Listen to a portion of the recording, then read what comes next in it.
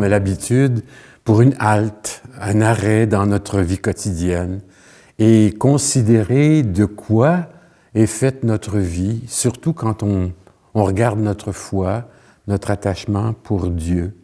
On vit ce que tout le monde vit, les mêmes défis. Vous remarquez tout de suite en partant que la crèche a été démontée. La dernière fois qu'on s'est vu, il y avait ce rappel d'un Jésus qui est proche, qui descend dans notre réalité. Et je vous disais en même temps que le projet que nous avons ici, à la grotte, est de découvrir petit à petit, d'un dimanche à l'autre, qui est ce Jésus mystérieux dont on parle, dont l'Église parle, qu'on lit dans le Nouveau Testament. Entrer pour mieux le connaître, découvrir ce qu'il dit, comment il a vécu. Alors, c'est un peu le projet. C'est pour ça que même si la crèche n'est plus là, on entre cette semaine, au moment où on se rencontre, dans la période liturgique du carême. Aujourd'hui, on enregistre, c'est le Mardi Gras. Demain, ce sera mercredi des Cendres, avec toute cette dynamique, le symbole qu'on se prépare à quelque chose de grand. Et ce quelque chose de grand, c'est peut-être la bonne nouvelle qui est au cœur de l'Évangile. Il est mort, il est ressuscité, certains l'ont vu vivant, il est là parmi nous, il reviendra. Ça, c'est comme ça qui est au cœur de la bonne nouvelle. Les 4 évangiles, c'est la même bonne nouvelle. Et je vous disais un jour que notre expérience, l'expérience de la vie chrétienne, de l'Église, tout a commencé par un vide, un grand vide au matin de Pâques, la disparition d'un corps, la perte d'un ami très cher, Jésus, le familier, l'intime, l'ami de ses disciples, le formateur. Il n'est plus là, on n'a plus son corps. Puis il y a des témoignages contradictoires. Des femmes disent qu'elles l'ont vu en chemin, qu'elles l'ont vu vivant, et d'autres ne l'ont pas vu. Alors, tout l'effort de l'Église dans les siècles par après, c'est de dire, certains l'ont vu vivant, il est vivant parmi nous. C'est comme un nouveau corps, le corps mystique du Christ. C'est ça qu'on essaie de faire, de recomposer dimanche après dimanche. On est là, mais en même temps, on ne le voit pas. Et on sait qu'il y aura une fin, une toute fin à l'expérience de la Terre, de l'humanité, de la planète un jour. Entre-temps, on vit du désir de le retrouver, de le trouver vivant ensemble. Ça, c'est notre bonne nouvelle pour aujourd'hui. Alors, on est avec ce projet-là. On a commencé par regarder des saisons. Qu'est-ce qui nous garde jeunes? Qu'est-ce qu'on fait pour renaître, renouveler sa foi? Comment ma foi est nourrie? C'est très, très beau. Je rapportais, par exemple, l'expérience de l'évêque de Winnipeg. Je ne sais pas si c'est ici que je l'ai fait, mais l'évêque de Winnipeg qui, pendant les derniers mois, là, il y a 2 ans, s'est mis à faire le tour de son diocèse et il est allé en prison. Et en prison, il a juste demandé aux prisonniers comment vous nourrissez votre foi. Et un prisonnier qui s'est mis à éclater en sanglots et à pleurer. Puis l'évêque lui dit « Mais qu'est-ce que t'as? » Il dit « C'est la première fois de toute ma vie qu'on s'intéresse à ma foi. » Et ça l'a ému. On dirait que l'effort qu'on fait ensemble, que l'Église fait, c'est qu'on s'intéresse à notre foi. On ne parle pas souvent de ces choses-là parce que dans bien des cas, dans bien des situations, c'est une épine dans la chair. C'est un sujet qu'il ne faut pas toucher comme la sexualité ou encore la politique. C'est comme si on avait peur d'entrer là-dedans et puis, pour bien des raisons, plusieurs parmi nous même qui écoutent l'émission sont en dehors des structures, de la pratique, en dehors apparemment de l'Église. Alors l'effort qu'on fait d'une émission à l'autre, c'est de dire, mais où s'en va notre foi? Est-ce que je crois? En quoi je crois? En qui je crois? Alors, on a pris des saisons pour dire, mais non, il faut que je renouvelle ma foi. On a parlé de l'adolescence, du besoin de découvrir notre identité dans la vie, d'entrer en relation avec les autres, de prendre sa place dans le monde, avec cette idée qu'il faut, je dois devenir libre dans mes valeurs, dans ma façon de vivre. Ça prend c'est une saison qui se déplie sur tout le reste de sa vie. Et on essayait de chercher ensemble des manières. Et on disait, mais tant mieux si dans ma vie, j'ai eu des parents qui m'ont encadré, mais qui m'ont accompagné et qui m'ont permis de me tenir debout sur mes deux jambes, de manger tout seul, d'être autonome pour faire mes devoirs, que j'ai eu des éducateurs aussi, un professeur, un homme ou une femme, à l'école, à la polyvalente, à l'université, qui ont déclenché dans ma vie une passion, un intérêt. C'est ça que j'appelle trouver son identité, sa place dans le monde. On a regardé aussi l'âge adulte. C'est quoi là, qui fait que je suis adulte dans la vie? Les valeurs que je peux porter, les difficultés que je peux rencontrer. L'adulte, là, il prend toute sa vie pour se découvrir, et puis, mais il ne peut pas le faire tout seul. Et là, on est rendu à cette saison qu'on a commencé depuis 2 émissions, le cadeau extraordinaire des autres dans ma vie. Une espèce de communion. « No man is an island », écrivait Thomas Merton. Nul homme, nulle personne n'est une île. C'est comme si je suis en interaction, veux pas, même si je suis tout seul dans mon appartement ou tout seul dans mon veuvage ou tout seul sur mon lit d'hôpital, je suis en relation avec des amis, avec la parenté, avec les gens qui sont là et qui servent. Et cette dimension-là, on la retrouve. Et on s'est quitté sur l'expérience de Saint François, qui, lui, a trouvé difficile de s'ajuster constamment avec des frères qui lui étaient donnés. D'abord, il ne savait pas trop quoi faire avec ça. Il était parti pour vivre tout seul, réparer des églises, quêter, demander la charité pour aider les pauvres, soigner les lépreux. Puis tout d'un coup, il découvre que des hommes, et après il y a eu des femmes, sont enchantés, séduits par sa manière de vivre. Ils disent, ce gars-là, il ne fait pas rien que semblant. Il vit pour de vrai, pour de bon. Et ils viennent retrouver François, et puis dans l'histoire franciscaine, on fait une norme, une façon de vivre, une règle. On appelait ça une règle de vie, un canevas pour dire, voici comment on va vivre. C'était pas gros au début, ça avait la grandeur d'un mouchoir, un parchemin, parce qu'il fallait être riche pour avoir des parchemins et écrire à cette époque sur des peaux de moutons ou d'animaux tannés. Puis on écrivait, et ce qu'on a écrit dans le premier document, c'était les phrases les plus radicales que Jésus propose dans l'Évangile. Tu veux venir à ma suite? Quitte tes biens, renonce à ta vie, prends ta croix et tout ça. Des phrases radicales, c'est pas sûr. On se dit, mais c'est-tu vraiment vivable, ça? Quitte ton père et ta mère. Ben, ils sont là, je ne peux pas les nier. C'était une façon de dire, si tu me suis, fais-le jusqu'au bout. Fais-le pas à moitié. Le reste, tu vas composer avec.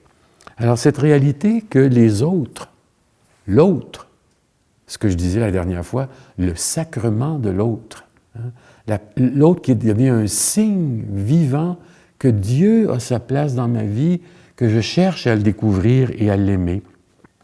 J'avais trouvé un chant pour nous mettre, un chant qu'on chante habituellement dans l'Avent, Dieu parmi les hommes.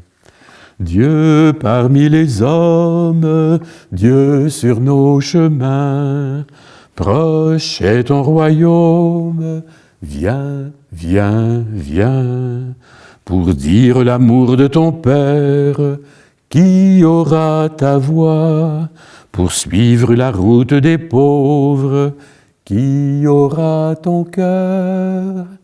Dieu parmi les hommes, Dieu sur nos chemins, proche est ton royaume, viens, viens, viens, pour être lumière du monde, qui aura tes yeux, pour être la joie de ses frères, qui aura tes mains.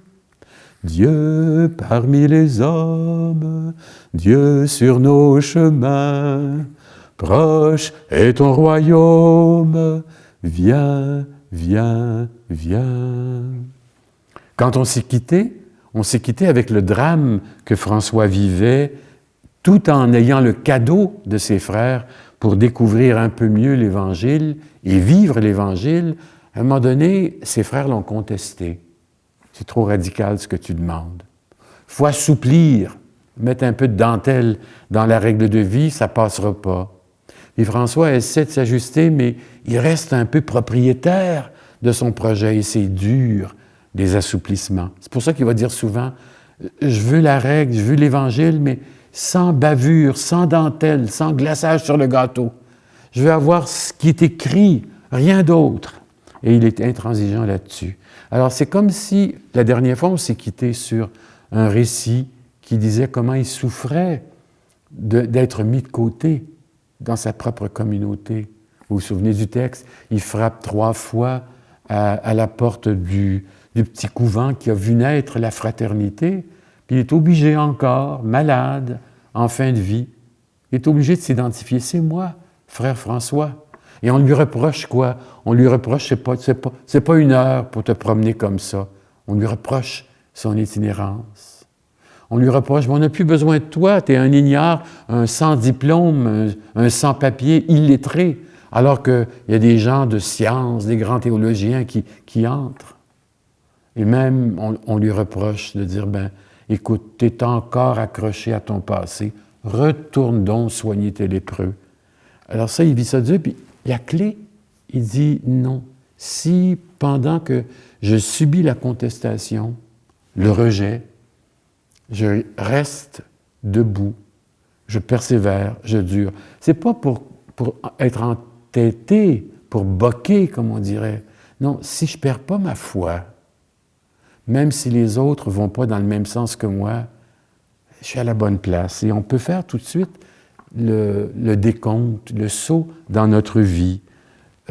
Parce qu'on peut avoir des fois, et très souvent, dans ce qu'on vit, des objections qui nous viennent des autres, des personnes qui ne nous aiment pas, ou encore, on n'est pas reconnu comme on le voudrait, aimé comme on s'attendrait. On peut avoir la tentation à ce moment-là de se retirer, monter sur le balcon, regarder passer la parade. On peut avoir la tentation d'être dur pour les autres. De toute façon, ils ne comprennent pas. Alors, quand je vous parlais il faut qu'on découvre le sacrement de l'autre, le signe vivant que l'autre, même s'il ne pense pas comme moi, même s'il n'a pas tout à fait les mêmes valeurs, c'est quelqu'un à côté de moi qui cherche son bonheur, qui cherche sa place dans la société et pour certains d'entre nous, qui cherchent leur place dans l'Église et c'est pas facile par le temps qui court. Alors, la grosse question, c'est est-ce que je me retire ou je reste solidaire quand les autres sont là à côté de moi? Est-ce que je quitte la table de la communion, je m'excommunie? Est-ce que je démissionne de la communauté, pour ne pas dire de l'Église aussi? Pensez à cette histoire qu'on lit toujours dans la semaine de Pâques, le soir de Pâques, l'Évangile d'Emmaüs. On était à Jérusalem. 2 disciples, probablement l'oncle et le neveu de Jésus, Cléopas et son fils, sont sur la route, partent de Jérusalem et s'en vont à Emmaüs. Emmaüs, c'est leur petit bled, leur village. Ils partent parce que c'est trop dur ce qui vient d'arriver. Leur ami est mort. On a perdu le corps. On ne comprend plus ce qui se passe. Alors la réflexion, c'est de dire, on va quitter la communauté, on va quitter là où ça fait mal, puis on va retourner dans la sécurité de sa maison pour vivre son deuil, pour vivre ses émotions. Ils se mettent à marcher. 2 heures de marche, 11 kilomètres, 7000 à peu près, entre Jérusalem et Emmaüs. Et pendant qu'ils marchent, un 3e voyageur s'ajuste à leur pas, puis marche avec eux autres. Ils ne le reconnaissent pas. Puis le voyageur leur dit, mais de quoi vous parlez en chemin? Et ils s'arrêtent. Puis ils vont lui reprocher, mais t'es bien seul à ne pas savoir ce qui s'est passé à Jérusalem. Notre ami est mort, on attendait des choses de lui, on pensait qu'il serait le libérateur d'Israël, puis on ne l'a plus, il n'est plus là. Et il y a des femmes qui nous disent qu'elles l'ont rencontré vivant. Et là, les 3 se mettent à parler des émotions. Les 2 disciples racontent au 3e voyageur le vide, leurs espoirs déçus, le désenchantement. Il raconte ça avec beaucoup d'émotion, puis il raconte tout ce qui s'est passé comme ça s'est passé, des bons journalistes. Et là, ils sont arrêtés, et Jésus se met à leur parler, mais oui, mais vous ne comprenez pas. Votre esprit est lent à croire, votre cœur est lent à croire, mais qu'est-ce qui se passe, vous comprenez? Et là, le texte extraordinaire dit, il se met à leur dire ce qui, dans les Écritures, le concerne. Il leur dit ce qui le concerne. Il les met dans l'Évangile, il les met dans l'histoire. Là, il continue à parler. C'est comme si Jésus, on dirait aujourd'hui, pour ceux qui vont à l'Église, Jésus leur fait une catéchèse. Leur dit les mêmes faits, mais les raconte à sa façon que lui, il l'a vécu. Ça, c'est 2/3 de la route. L'autre tiers, hey, il se fait tard. Rentre dans la maison. Et puis, le jour est en train de baisser. Ils entrent dans la maison et autour de la table, avec la fraction du pain, le texte dit « leurs yeux s'ouvrent ».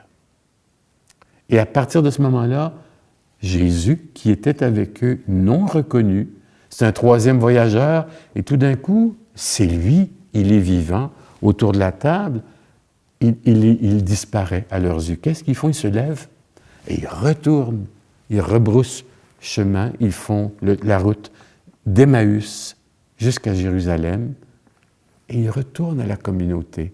Ils se sont excommuniés, on n'a plus besoin, ça fait trop mal, on s'en va, mais ils retournent pour dire, nous autres aussi, on l'a vu, on l'a senti, notre cœur brûlait. Mais avant de faire ça, ils écoutent les 11 qui sont là pour dire, il est vraiment vivant.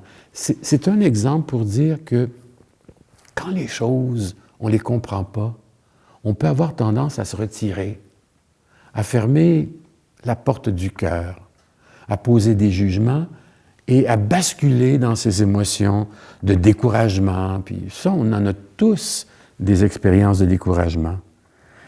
Alors, se déresponsabiliser, c'est-à-dire enlever là, toutes les responsabilités, on le vit depuis COVID. Hein? Le besoin de chacun dans sa bulle, chacun avec son masque, beaucoup de distance, on l'a vécu pendant 2 ans de façon intensive, et encore à certains endroits, dans le métro de Montréal, il y a encore quelques personnes qui portent le masque, ou qui se tiennent à distance, ou qui ne touchent pas l'épaule pour s'agripper. C'est comme si on a encore cette peur des autres. Et on ne peut pas vivre sans les autres. Je ne peux pas être tout seul dans ma rame de métro. Je ne peux pas être tout seul à l'église le dimanche. Et ça, on a le réflexe de se laver les mains. Quand Caïn tue son frère Abel, c'est une compétition au niveau du culte. Hein. Quand vous y pensez, le premier crime dans la Bible est dû à la religion, à la façon d'adresser des prières à Dieu. Un fait brûler un feu, la flamme monte, et puis l'autre... C'est la compétition entre 2 frères, et Caïn tue son frère. Et Jésus, pas Jésus, Dieu, au jardin, lui demande, « Mais où est-ce qu'est ton frère? » Et il répond une chose épouvantable. « Suis-je le gardien de mon frère? Que c'est que tu me veux? Suis-je le gardien de mon frère? » C'est comme s'il était en train de dire à Dieu, qui lui demande « Où est ton frère? » Il ne lui demande pas des comptes sur son meurtre qu'il vient de faire, mais tu es tout seul. Et il se désolidarise. Et quand on est dans des moments difficiles, de contestation, d'accusation, de gens qui ne pensent pas comme on pense, on peut avoir le réflexe de dire « Non, non, moi je quitte ». C'est la même chose au plan spirituel. Je peux vouloir m'isoler quand je vis des choses, qu'est-ce que ça me donne prier? Qu'est-ce que ça me donne venir à la messe? Voyons donc, ça ne change rien. Au fond, la tentation de la distance, un peu comme les 2 disciples d'Emmaüs, se retirer, on ne comprend pas trop, Sortir des murs de la communion, sortir de la chapelle ici, sortir du temple, de la synagogue, de la mosquée. On peut sortir, pour certains d'entre nous, de la communauté. Moi, j'appelle ça des fois, parce que j'ai eu la tentation de l'appartement. J'ai choisi de vivre avec une communauté, mais je serais tellement bien tout seul, des fois, à m'arranger avec mes affaires. Alors, le réflexe là, de de se laver les mains, un peu comme Pilate, de ne pas être responsable, il est là, il nous guette. Quand, avec les autres, ça ne va pas toujours bien. Est-ce que je peux choisir de rester solidaire? Même si je suis solitaire, c'est le grand défi des communautés, des moines, puis des moniales qui sont dans leur petit enclos de prière et qui ont la responsabilité de prier pour l'Église, de porter le monde, surtout le monde le plus souffrant, les petits, les pauvres, et avec ce qui se passe dans le contexte des différentes guerres actuelles, de porter ceux qui sont les plus victimes, les plus blessés, les civils, par exemple, des guerres atroces. Donc, même tout seul, dans mon cœur, dans ma chambre intérieure, j'ai cette grave responsabilité de ne pas oublier les frères et les sœurs qui sont sur ma route. C'est pour ça que je disais que c'est comme un don, c'est une pierre d'achoppement.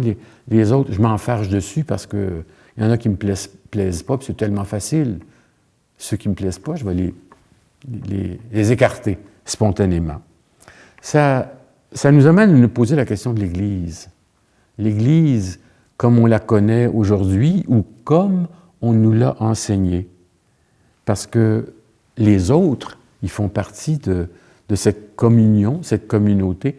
Le mot « Église », c'est un vieux mot grec qui veut dire « rassemblement du peuple », l'assemblée du peuple.